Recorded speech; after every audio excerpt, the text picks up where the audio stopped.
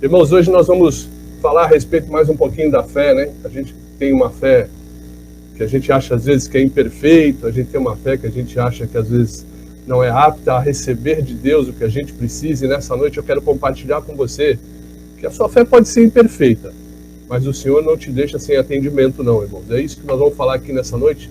E o nosso texto, irmãos, está em João capítulo 46, capítulo 4, João capítulo 4, verso 46 a 54.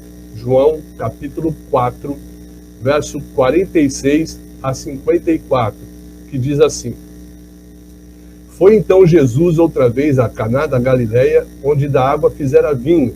Ora, havia um oficial do rei, cujo filho estava enfermo em Cafarnaum.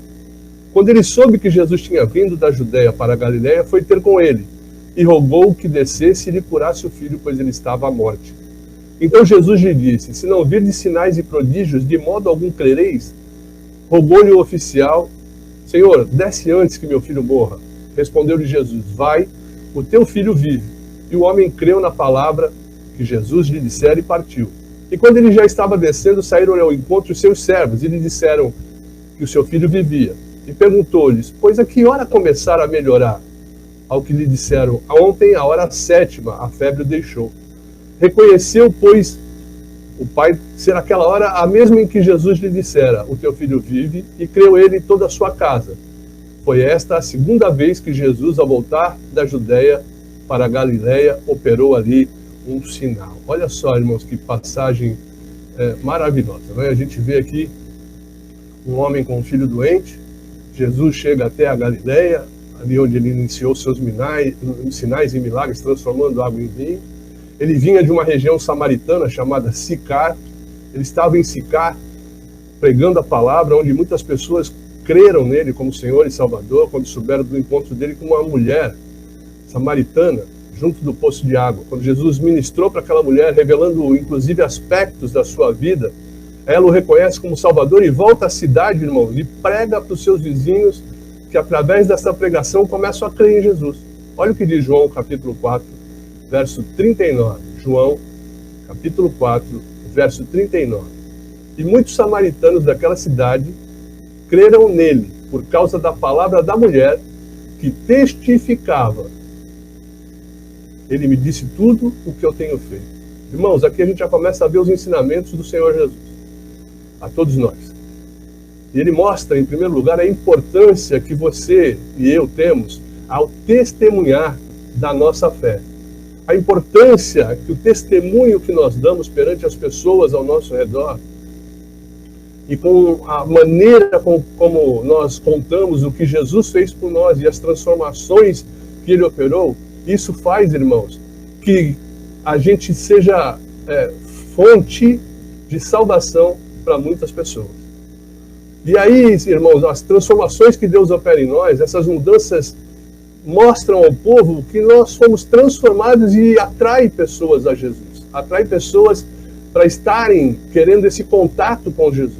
Veja que a palavra de Deus diz que as pessoas escutaram a mulher e creram em Jesus. Só em seguida eles tiveram um contato pessoal com Jesus.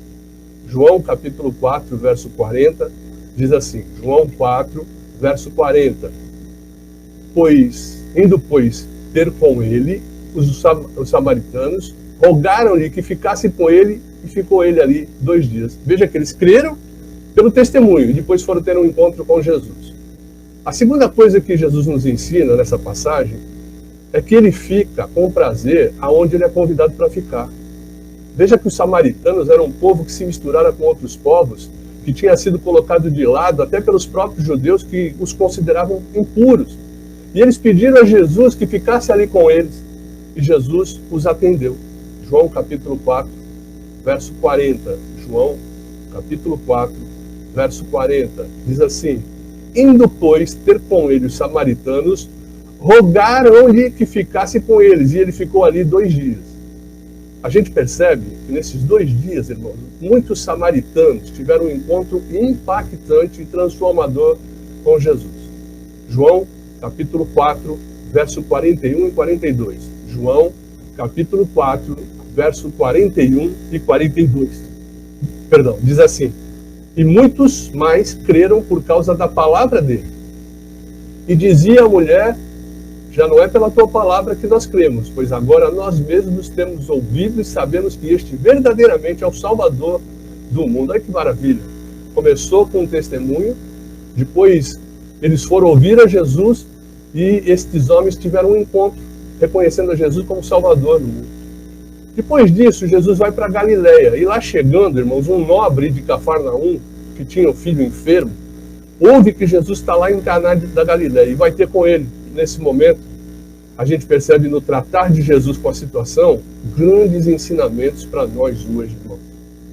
Primeiro ensinamento, irmãos, e eu acho que o tempo é o tempo de a gente aprender realmente isso. Há coisas que nós valorizamos muito, que na realidade tem pouco ou nenhum valor em relação a coisas realmente importantes para nós. Escute bem o que eu estou falando. Eu vou repetir, há coisas que nós valorizamos muito, que na realidade tem pouco ou nenhum valor em relação às coisas que são realmente importantes para nós. Todos que buscam a Deus, buscam por diversas razões.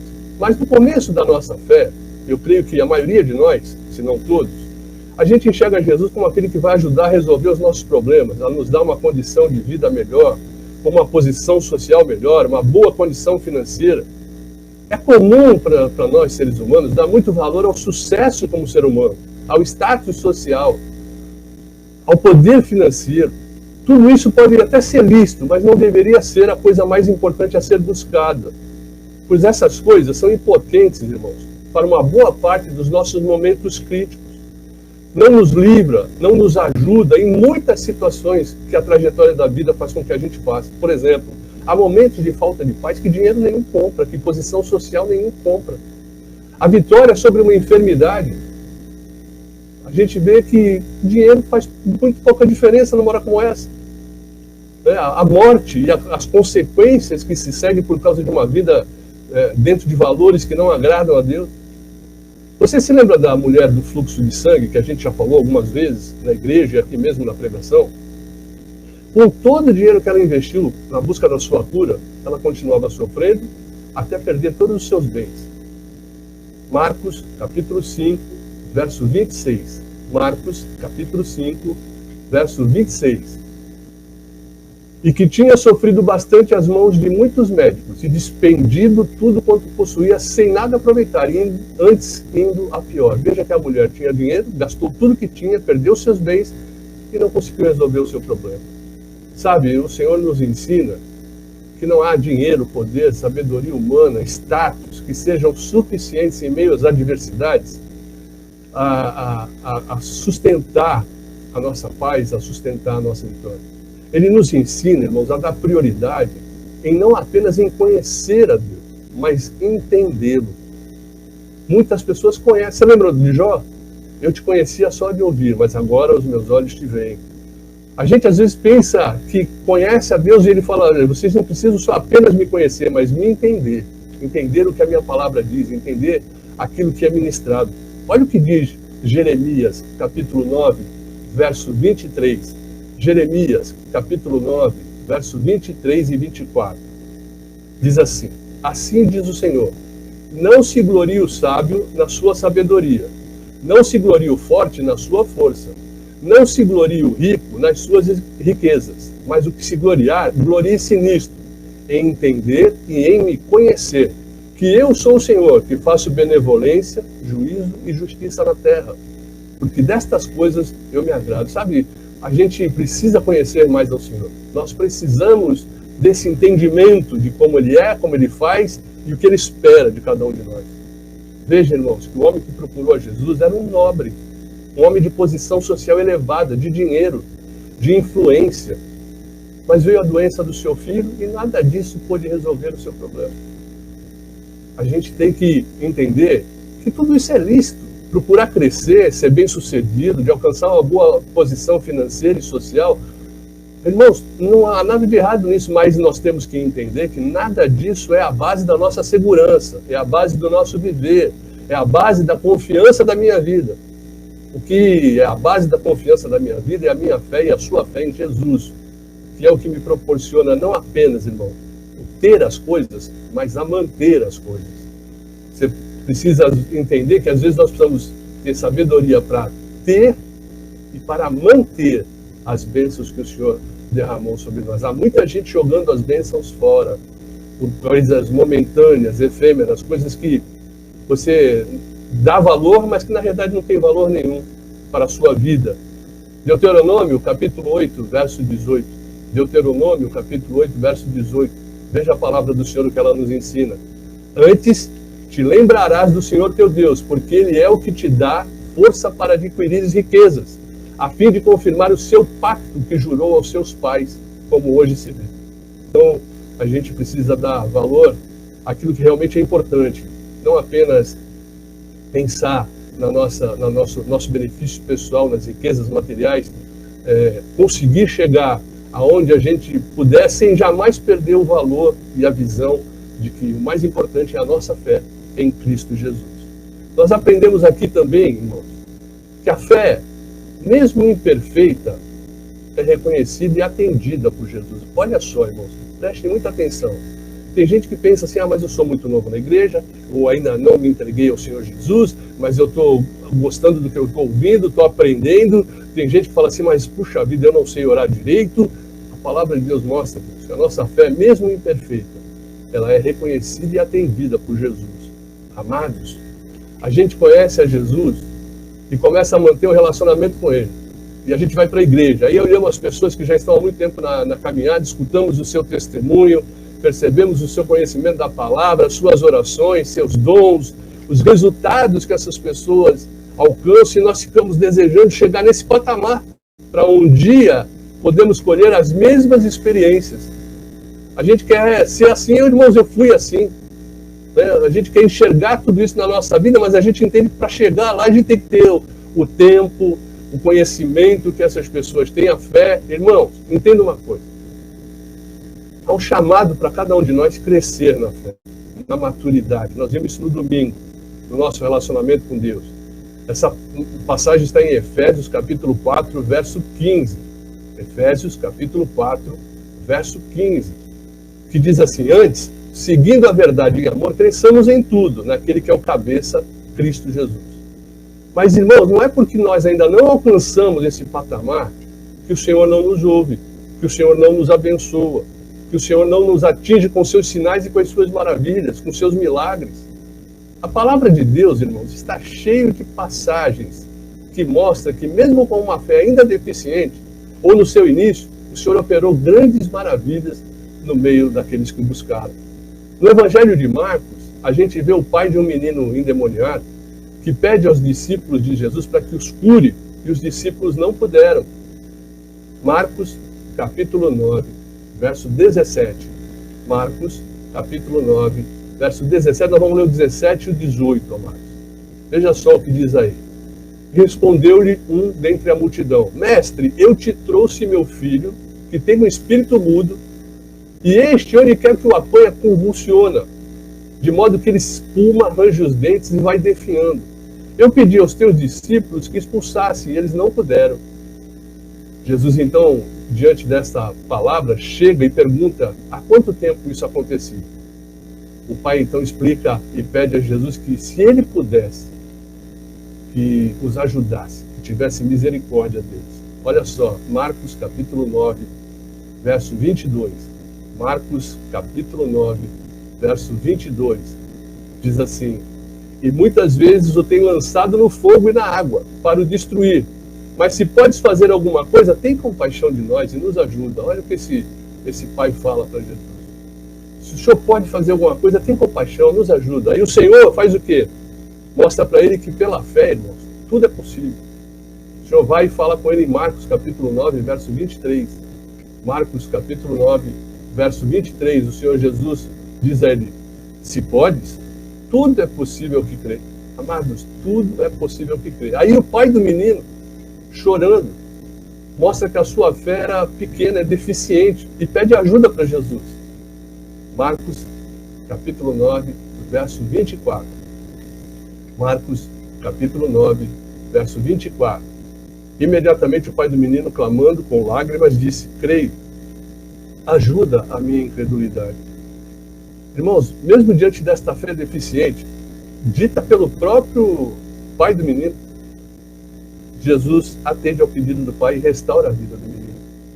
Marcos capítulo 9, verso 25 ao 27. Marcos capítulo 9, verso 25 ao 27. Veja o que diz aí. E Jesus, vendo que a multidão, correndo, se aglomerava, repreendeu o espírito imundo, dizendo: espírito mudo e surdo, eu te ordeno, sai dele, e nunca mais entre nele.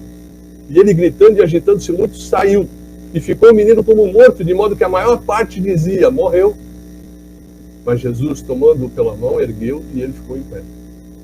Amados, veja só que o próprio Pai falou: Senhor, me ajuda, a minha fé ainda não é forte, a minha fé ainda não é perfeita, me ajuda. E o Senhor Jesus tratou aquele menino e o libertou. Amados, Jesus nos conhece, conhece as nossas imperfeições. Jesus sabe das nossas deficiências, das deficiências da nossa fé, e nos aceita quando percebe em nós, irmãos, um desejo de crescer. Você pode não ter uma fé perfeita, não ter uma fé muito grande, mas você deseja isso. Aí você se achega ao Senhor, e a humildade de reconhecer a nossa imperfeição gera os milagres que nós necessitamos. Não se engane, muito menos fique paralisado, porque você acha que a sua fé é pequena, porque você é novo na igreja, porque você está conhecendo Jesus ou se restaurando agora. O Senhor atende a tua fé. Lógico que nós vamos crescer, lógico que nós vamos buscar ser melhores na nossa fé, mas, irmãos, o Senhor está atento às tuas necessidades. Veja que o nobre do nosso texto, que nós começamos a ler, tinha uma fé deficiente também. Ele foi procurar o Senhor Jesus, mas a sua fé também não era uma fé muito grande. Em João, capítulo 4, verso 47, diz que quando ele soube que Jesus tinha vindo da Judéia para a Galiléia, foi ter com ele, e lhe rogou que descesse e lhe curasse o filho, pois estava à morte.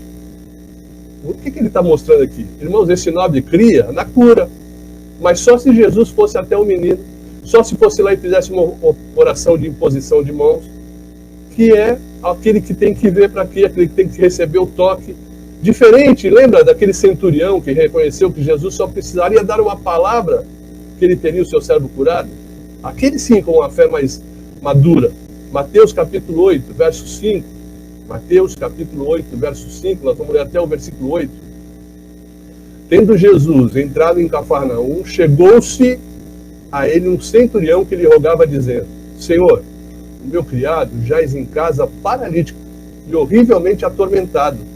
Respondeu-lhe Jesus: eu irei e o curarei. O centurião, porém, replicou-lhe: Senhor, não sou digno que entres debaixo do meu telhado, mas somente diz uma palavra e o meu criado há de sarar. Veja só que coisa. A fé dele era tão suficiente que ele falou: Senhor, não precisa nem ir, é só dar uma palavra que eu sei que você vai ser curado. Já o nobre tinha uma fé deficiente. Tanto era deficiente que o Senhor Jesus repreende ele quando ele pede para que o Senhor vá até a sua casa e cure o menino. Veja o que a palavra de Deus diz em João capítulo 4, verso 48. João capítulo 4, verso 48. Então Jesus lhes disse: se não virdes sinais e prodígios, de modo algum crereis. Por que Jesus estava falando isso para ele? Porque ele falou: olha, eu rogo que tu vá até minha casa e ore por ele lá. Ou seja, eu creio que se o senhor for lá, ele é curado. Mas se o senhor não for, eu não acho que vai ter cura, não. A fé era tão deficiente desse homem que ele não cria que Jesus tinha o tempo certo de curar. Ele não cria que, porventura, se o menino morresse, Jesus poderia ressuscitá-lo. Ele achava o seguinte: se Jesus demorasse, não ia ter mais solução, amado. Olha o que a palavra de Deus diz em João, capítulo 4, verso 49. João, capítulo 4, verso 49. Rogou-lhe o oficial: Senhor, desce antes que meu filho morra. Ou seja, se o senhor não chega lá a tempo, não vai adiantar mais ir. Era uma fé deficiente. Jesus curou o menino imediatamente, mesmo com esta fé vacilante do seu pai. Irmão, João capítulo 4, versos 50 a 51, diz assim: respondeu-lhe Jesus: vai, o teu filho vive. Olha a ordem: vai porque teu filho está curado. Mesmo com aquela fé deficiente, vacilante. Aí diz a palavra que o homem creu na palavra que Jesus disse, ele partiu. Quando ele já ia descendo, saíram no encontro dos seus servos e disseram: seu filho vive. Que bênção, não é? Amado, Jesus age mesmo diante de uma fé deficiente. Isso não significa que a gente não deva crescer na fé. Mas se ele vê uma petição de fé, um desespero, uma necessidade, ele usa de misericórdia comigo e contigo. Você e eu só precisamos de humildade, de trazer o nosso problema a Jesus. Irmão, você percebe que o pai sabia que a sua fé era deficiente? Mas teve a humildade de ir até Jesus. E quando eu e você vamos até Jesus, irmão, creia, Jesus jamais dispensa a cada um de nós, sem nos abençoar. João, capítulo 6, verso 37. João, capítulo 3, verso 37. Tudo o que o meu Pai me dá virá a mim, e o que vem a mim, de maneira nenhuma lançarei fora. Irmãos, isso é muito forte. Aquele que se achega a Jesus sai com uma resposta, sai com uma provisão, sai com a salvação, sai com um milagre, porque se chega com misericórdia, com humildade e com fé, mesmo uma fé que você acha que é pequena ou deficiente. Hebreus, capítulo 10, diz assim: cheguemos-nos com um verdadeiro coração e tereza de certeza de fé, tendo o coração purificado da má consciência e corpo lavado com água limpa. Irmãos, é só se achegar ao Senhor Jesus com humildade, com a certeza que Ele é galardoador daqueles que o buscam. Irmãos, quando a gente se aproxima de Jesus com o coração aberto para ser tratado, Ele nos trata e a nossa fé começa a crescer. Ele começa a falar com a gente, mostrar para a gente a situação em que nós nos encontramos e a gente começa a crescer. O homem chegou até Jesus, o nobre, com uma fé que não cria que Jesus tinha poder de curar se não estivesse lá na presença do Filho, com uma fé que não entendia que o tempo de Deus é sempre o melhor, tentava apressar Jesus para que fosse fazer a sua vontade de curar o menino, a ponto de Jesus repreendê-lo, mas aquele homem foi tratado por Jesus, porque ele se achegou a Jesus. Ele foi repreendido. Irmãos, Jesus às vezes nos repreende através de servos de Deus, através da sua palavra ministrada, através da sua meditação, através da convicção que o Espírito Santo coloca no seu coração de que algo não está indo bem. Ele trata com o homem, aquele homem, repreendendo a sua incredulidade, assim como ele trata com a gente. Ele cria que só ia acontecer se ele visse a imposição de mãos. E o Senhor dá uma disciplinada nele, fala que vocês só querem ver sinais. Uma das maneiras da nossa fé aumentar e da nossa fé ser tratada é a disciplina do Senhor, a sua correção. E isso nos tempos de hoje, irmãos, é difícil nas igrejas, porque as pessoas ficam abatidas, enquanto que a palavra mostra que o Senhor disciplina, e isso não deve nos abater, mas sim nos empurrar para o conserto. E assim a gente entender que quando o Senhor nos disciplina é porque Ele nos ama e porque Ele quer nos abençoar. E aí a gente é feliz quando a gente aceita isso. Mas hoje você disciplina, muitas vezes a pessoa muda de igreja, a pessoa não aceita o que a palavra de Deus diz, não é o que o pastor diz, a palavra de Deus diz. Que nós temos que te ajudar a chegar ao teu objetivo, que é a bênção de Deus, mas acima de tudo a vida eterna. O Salmo 94, verso 12, diz assim: bem-aventurado é o homem a quem tu repreendes, ó Senhor, e a quem ensina a tua lei. Irmãos, olha o que a palavra de Deus está dizendo. Bem-aventurado é o homem a quem o Senhor repreende, a quem Ele ensina. O que é bem-aventurado? Você sabe? É feliz. Feliz é o homem a quem tu repreendes e ensina. Então, irmãos, quando a gente é repreendido ou tratado, não tem que ficar triste, não tem que ficar aborrecido, não tem que achar, eu pensei que eu fosse muito melhor na fé do que eu sou. Não, irmão. Nós temos que ser tratados, aceitar a nossa deficiência sem mágoa, sem revolta, mas aprendendo, desejando acertar.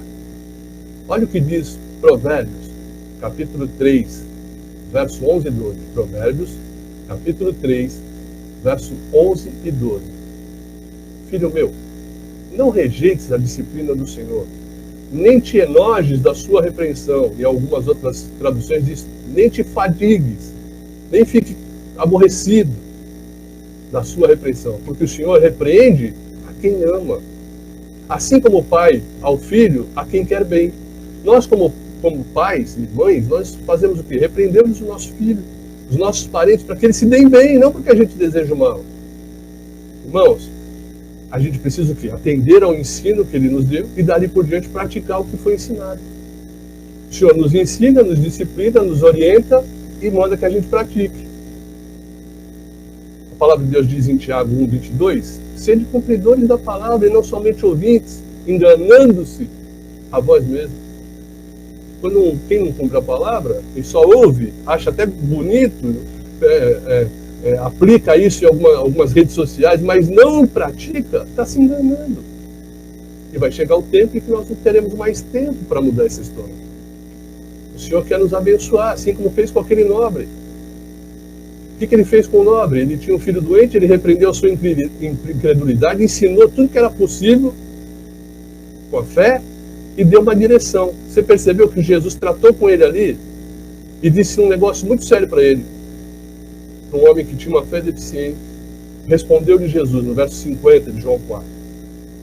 Vai, o teu filho vive. Irmão, o homem chegou lá com uma fé deficiente. O Senhor o repreendeu, tratou com ele, falou algumas coisas para ele que moveram o seu coração.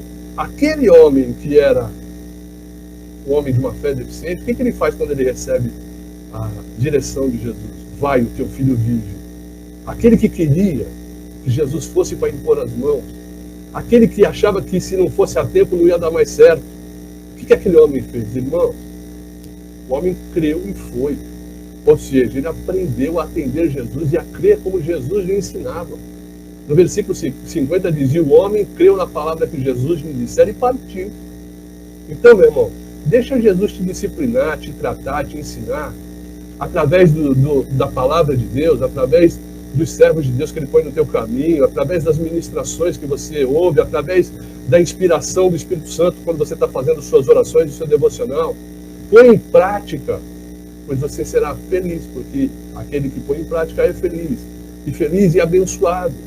Se você receber com fé, sabendo que o que o Senhor está fazendo com você, a disciplina, o ensinamento é o melhor para você, você vai ser uma pessoa feliz, abençoada. Amém, queridos? Amados, eu queria concluir a nossa mensagem dessa noite dizendo para você: busque crescer, busque alcançar o seu sucesso, a sua independência financeira, mas jamais esqueça que isto não é o suficiente para te proteger de muitas situações, que só a fé pode fazer isso. Isso precisa ficar bem claro. Nosso caminhar de fé sempre busca do crescimento, de uma fé que surpreenda Jesus, e creio que com dedicação, com a ajuda do Espírito Santo, vamos chegar lá. Porém, creia, a sua fé, mesmo deficiente, não impede o agir de Deus, suas respostas, suas maravilhas. Portanto, não tenha medo de fazer como aquele homem que tinha o filho com o espírito imundo, que os discípulos não conseguiram curar. Vá até Jesus, apresente o seu problema, seja humilde para reconhecer as suas fraquezas e Ele te abençoará. Deixe Jesus te tratar, te disciplinar e não se entristeça com isso. Pelo contrário, aprenda, põe em prática, pois Deus está fazendo isso porque te ama. E por fim, obedeça sempre a Jesus. E o Senhor vai te abençoar, vai fazer aquilo que você precisa, vai trazer a tua bênção sobre a tua vida e sobre os teus, em nome de Jesus. Amém?